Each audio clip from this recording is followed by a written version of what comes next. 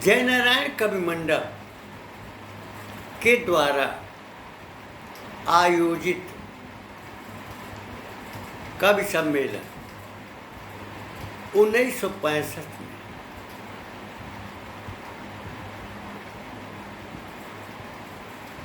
अपना प्रभाव और विस्तार दे चुका था। मैं स्वयं महाकवि श्याम नारायण पांडे के यहाँ उनके गांव डुमरांव गया और वहाँ से एक रचना लाई और जयनारायण कविमंडल द्वारा जयनारायण कॉलेज के मंच पर आयोजित कवि सम्मेलन की कविताओं का प्रकाशन करना था। जो कवि उपस्थित होने वाले थे उनकी रचनाएं प्रकाशित की गई थी और उसका संपादन जगदीश मिश्र जी ने किया था। उस पुस्तक में श्याम नारायण पांडे जी की रचना थी, यह तुंग हिमालय किसका, उत्तुंग हिमालय किसका, हिमगिर की चट्टाने गरजी जिसमें पौरुष बल उसका। कविता का पूर्ण पाठ महाकवि श्याम नारायण पांडे जी ने अपने अध्यक्षीय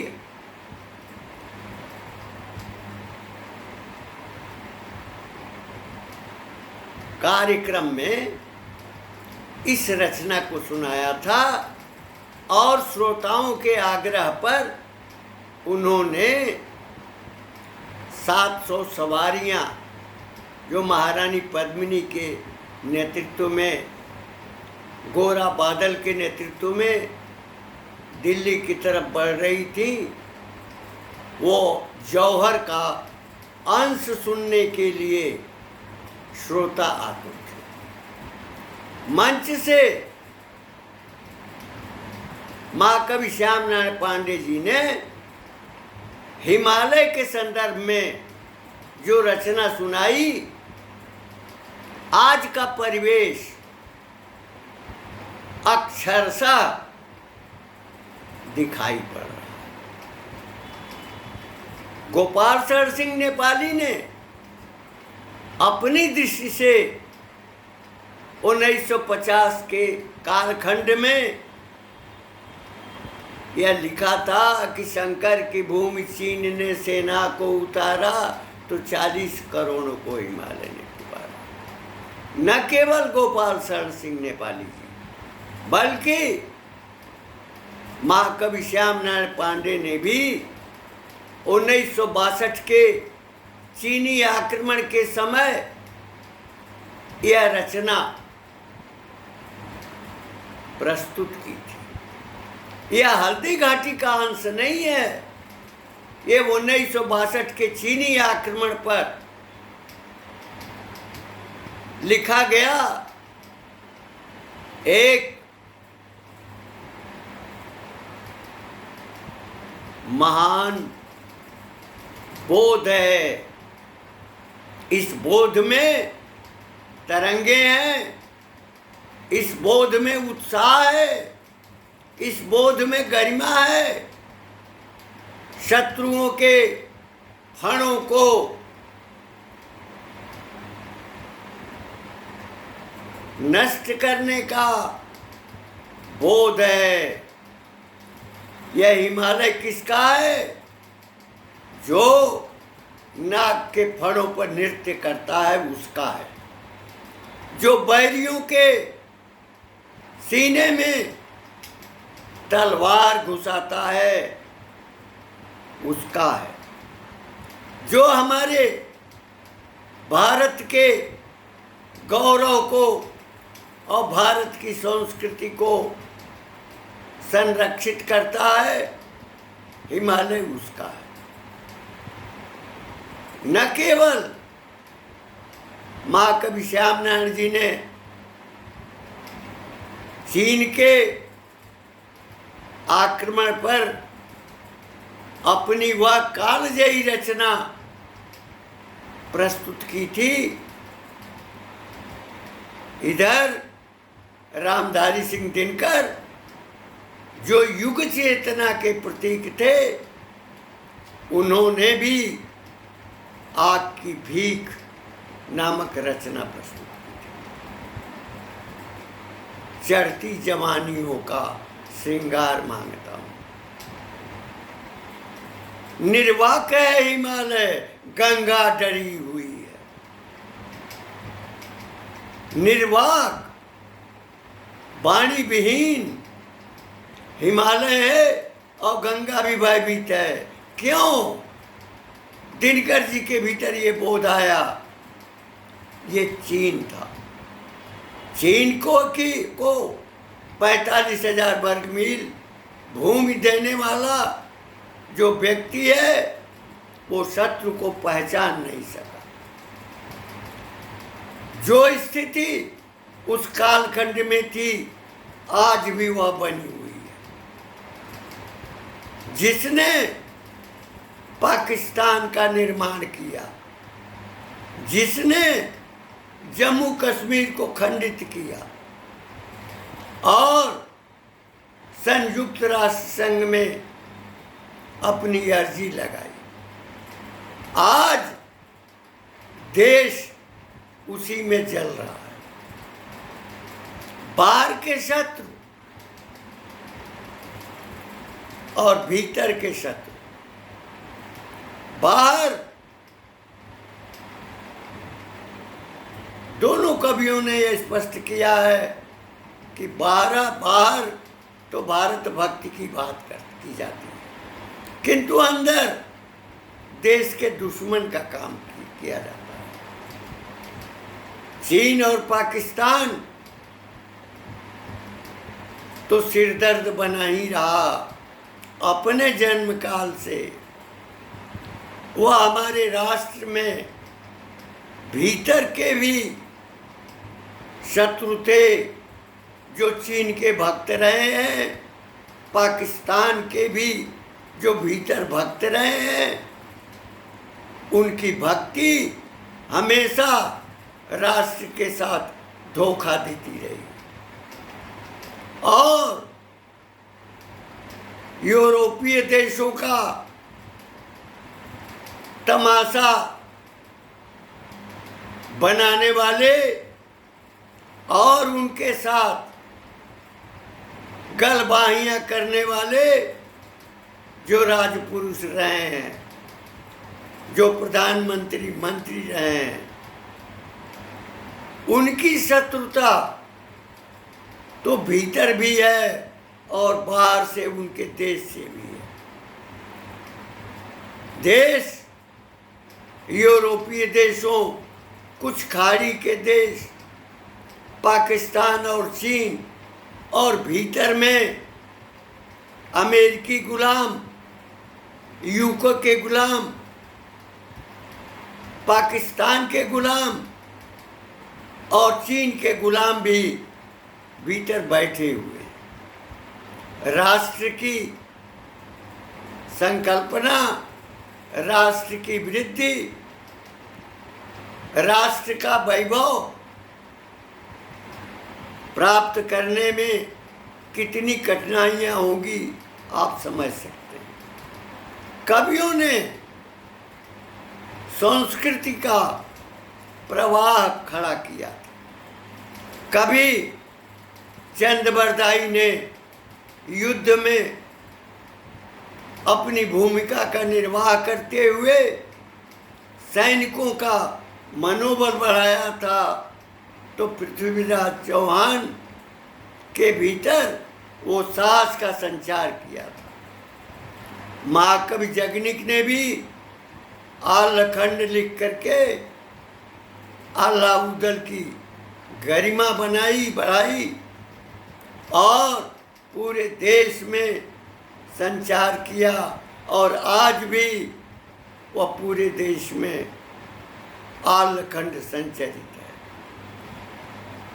चिंतामणि, भूषण, गंग कवि, ये सभी हमारे देश और समाज, हमारी संस्कृति की रक्षा में अपनी कविता लिखते रहे।